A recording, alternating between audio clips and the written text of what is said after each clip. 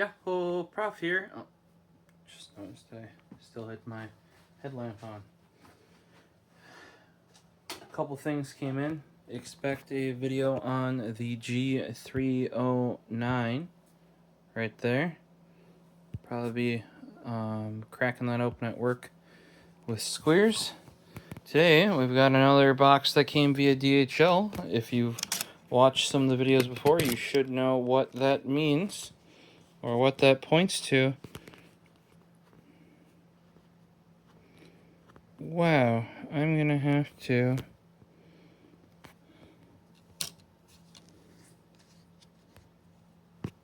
sorry, just found a wear mark on my case already.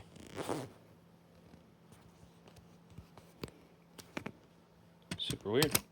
Probably a manufacturing issue. It's just like I had on my Pixel 7 Pro case. Except just on this one edge where one of my fingies are over here. Yeah, like obviously the phone, current phone's in the case. Imagine this. You know, this is the Pixel 7 Pro case, not the worn out one. But it's like right on this edge. Right there.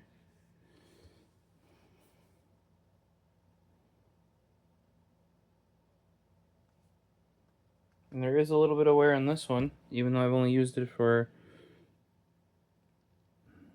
a couple months. This is the Vinay one with the MagSafe that I upgraded to, the blue button. Here you can see how disgusting this thing is. There's like crap in there. It's actually bending. I mean, it's it. But yeah, they replaced it for free. I didn't even have to pay for shipping. With the purple one. Very weird. I think I got a defective one because that lip on this one is, it's like it's got paint on it or something. Either it's worn off already or it's got paint. On another note though, if you know what comes via DHL, you'll know what's in here. I'm going to crack this open real quick.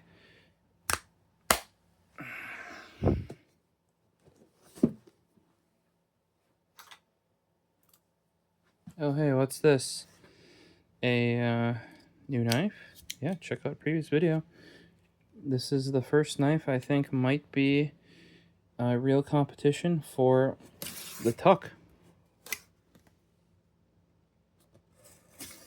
It's got a brand new blade in it, so who is it sharp?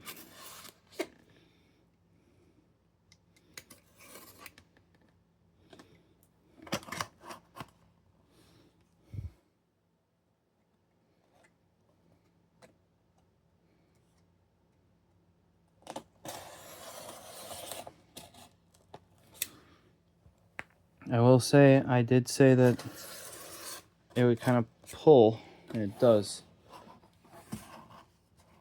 What I mean by that is that noise. Sharp blade does, I actually made the Fisker's blades work in it too, because of how it works. Alright, so. 3 items plus a bonus. 2 vinyl, Blankey Jet City. Brought them up before. They are a really good like kind of fairly OG J-Rock brand. And GALNERYUS, I think that's how they say that. This is their latest album. I picked it up on CD.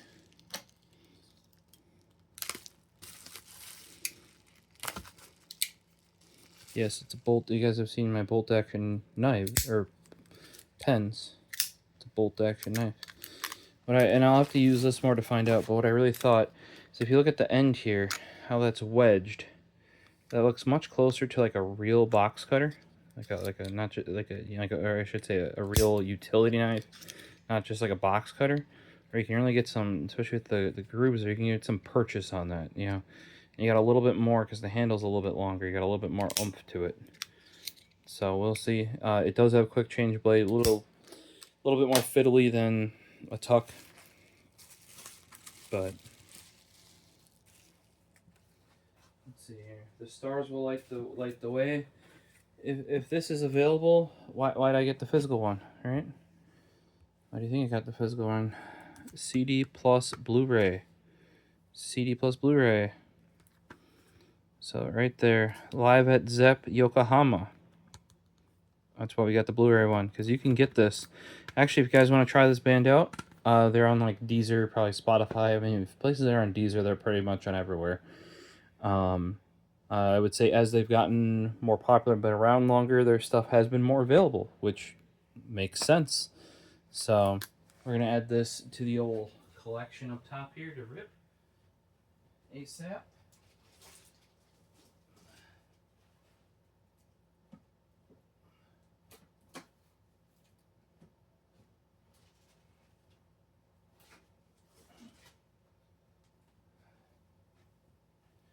I pay for what, YouTube TV, which not YouTube TV. I do pay for that though. YouTube Premium, which includes YouTube Music, and I buy Deezer, and I bought the CD. So let's just put it this way: I may not rip that myself, right away, but I may listen to it digitally. You know, on my CD player. One of my two. Here, see? Definitely that's how.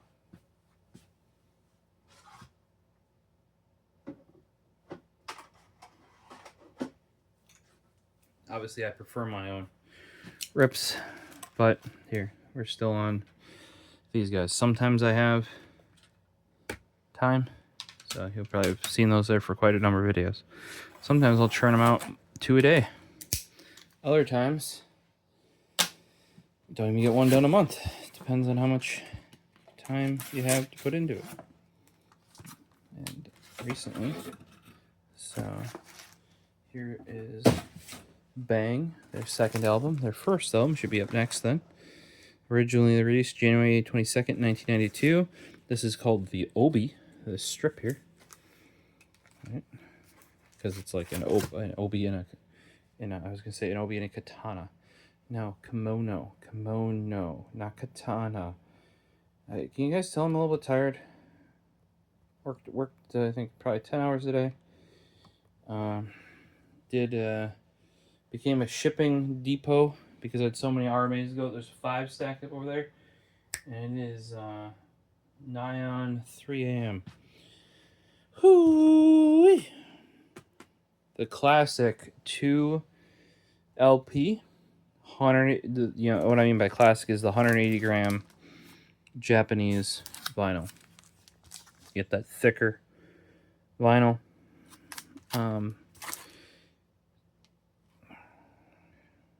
All analog recordings. There you go. So analog recordings, 2 analog LP. You know, this should be the best you get, basically. And I'm a fan, like I said, a fan of Blankey Jet City. You're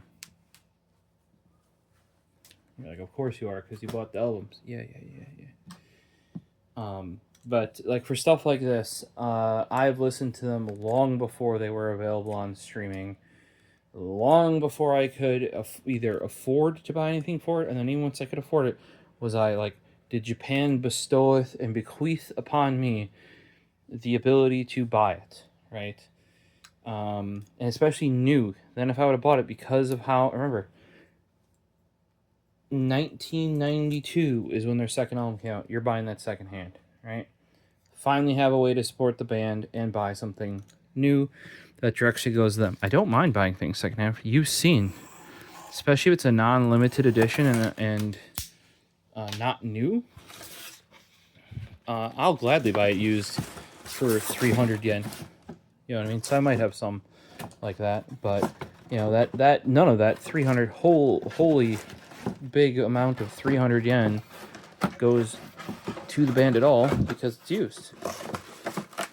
You know, so when I get a chance to, You know, for Tokyo Ska, Paradise Orchestra, their album art is all amazing.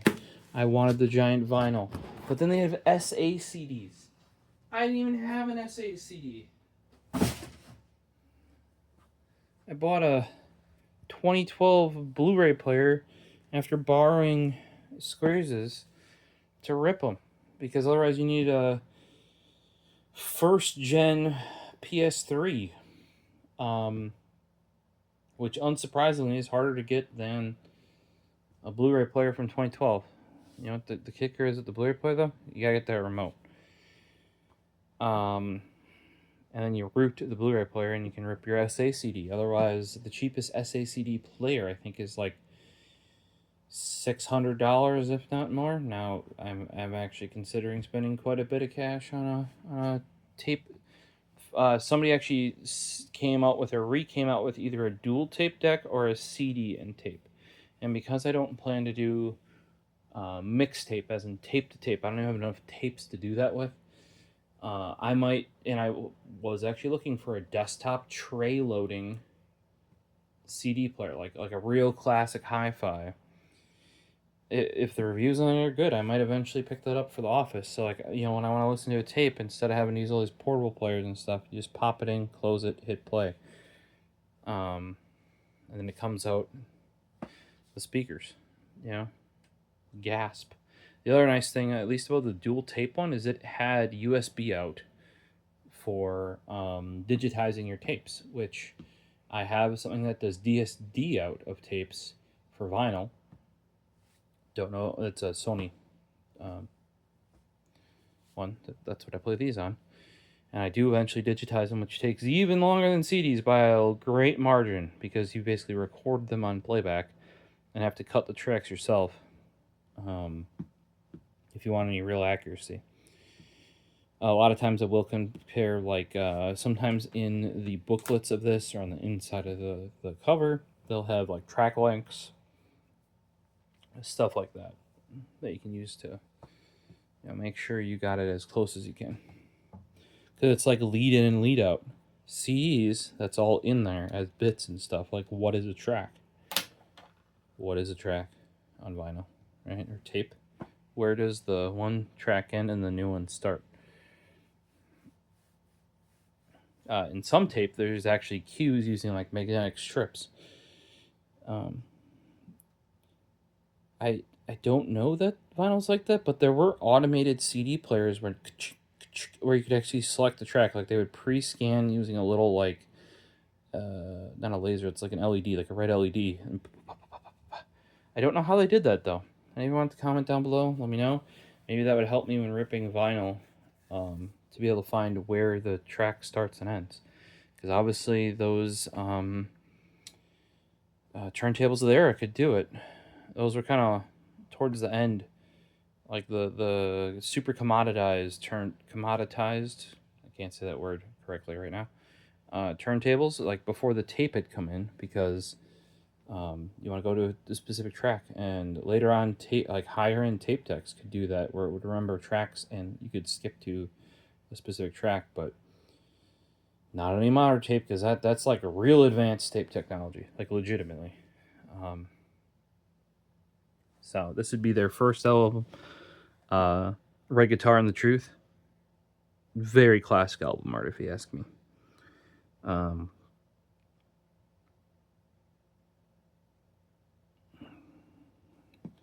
lot of their stuff is, there you go, April 12th, 1991.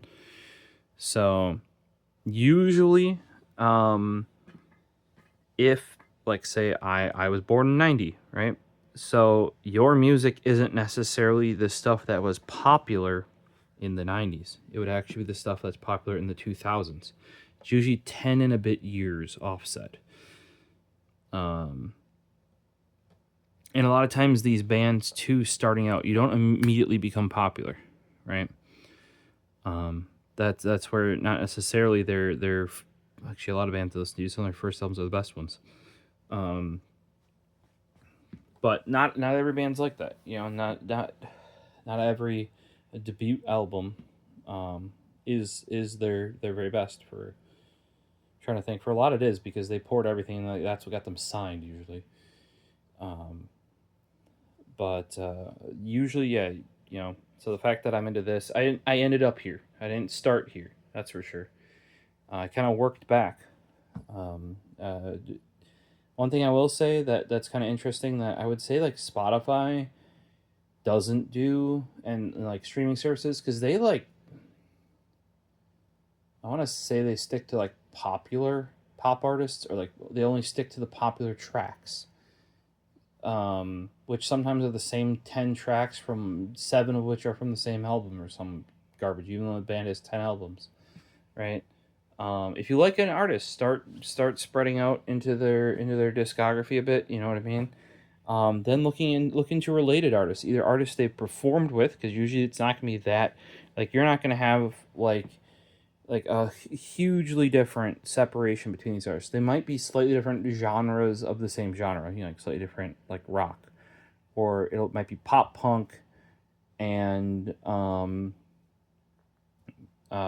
pop rock, or punk and pop punk, or you know what I mean. Like they'll be adjacent, or usually, right? So if they perform with them, or sometimes they'll have a like a versus album. You can use those to gauge. You know, like that should be or related albums. Sometimes they'll go and play with another band and be a backup guitarist or a main guitarist, or they'll start a whole other band with other bands members, like a supergroup sort of thing. Then you might like that supergroup, so then you start looking at other other bands that the other members have been in. You know, you don't always have to like them all. But that's what I was saying, Bloodthirsty Butchers. I pretty much like everything that has come off of that. Number Girl, and that came from Number Girl, like for me that was the like what do you want to call it? I think it's like schoolgirl something. I need sleep. But looked it up. Number Girl, Schoolgirl. My brain's just not there today apparently. But then that led to Bloodthirsty Butchers, and then that led to Zazen Boys, and you know it's always like this whole web of things. Same thing happened here with Blanky Jet City. I think I saw like a tribute album to them that had a bunch of artists I like on it, and I'm like, well, if they're doing a tribute to them, I should check them out, and I did, and I liked them. Here we are today. I now own their first, you know, like the re-releases, or I don't know if they're remasters necessarily. They're, you know, they're the best master, the new remaster, however you want to say it, all analog, 180 gram vinyls, of their first 2 albums. I also have the third and fourth. My second order has their third and fourth albums on. I believe those are all the ones that are confirmed at the moment, but I have them all. And once again, I'll have to open these up to see if sometimes they'll have download codes in there. Otherwise, I think they're already on streaming. What'll happen, like that's another reason why I support the vinyl re-releases or remasters. What that usually does is it gives them the ability to license that version of it to streaming. Like they'll renegotiate a contract or something, and that version, like the new one that came out for those, will be able to be contracted out for streaming. Because then I can have, yeah, they might have released it as a vinyl, but now you can have it as a digital. Because obviously you can't carry that around your pocket. You know, like this iPod here. Can't put the vinyl in your pocket, right? So that's nice. Or if you want to even just share music to people, if you're trying to get friends or online acquaintances and they want to try that out, if they're on a legitimate streaming service, easy. If they're on YouTube in some janky format, you send it, but it's like, is that really the best way for them to listen to it, or do they pirate it? You know, so I obviously I try to support the artists I can, and I'm not saying buy something if you can't afford it. No. But I do think once you can afford it, or set an amount.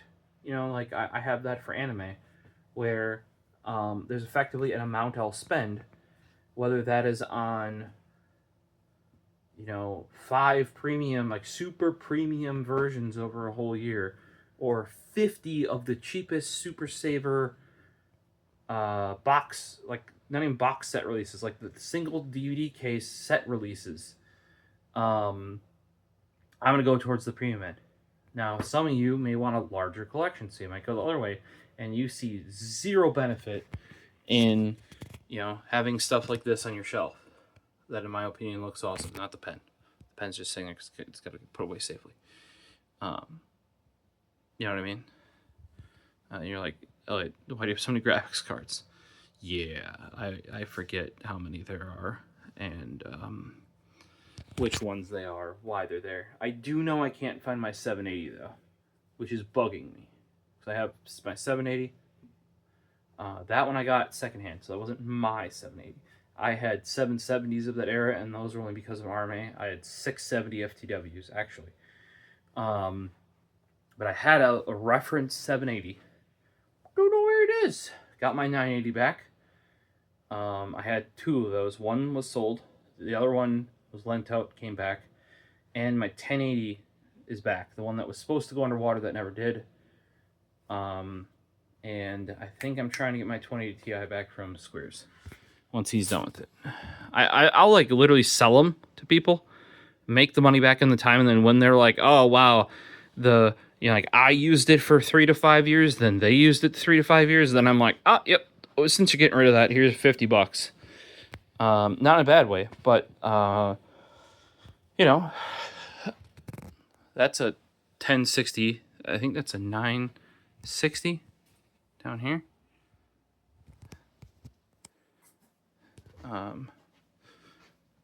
My 750 Ti. I gotta put the cooler back on once I find it. It's got a water block on.